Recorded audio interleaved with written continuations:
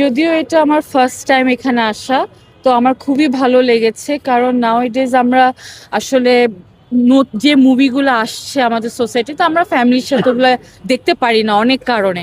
But এখানে আমরা যে মুভিগুলো দেখছি ওগুলো আমরা আমাদের ফ্যামিলির সাথে, বাচ্চা কাচ্চাদের সাথে ওরা বসতে পারি।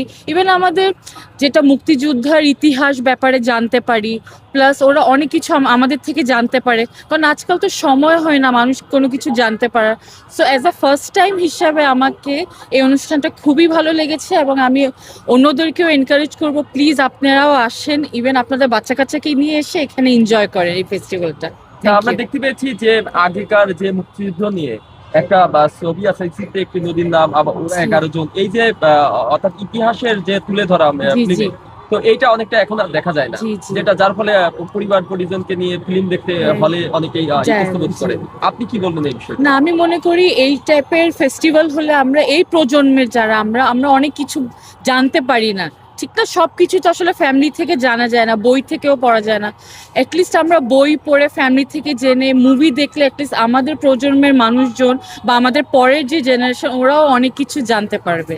এখানে কে কে এসেছে? আমি এসেছি, আমার হাজবেন্ড এসেছে, আমার ফ্যামিলি সবাই। আমরা খুব এনজয় করেছি। কেমন দেখলেন আজকের অনুষ্ঠানটা?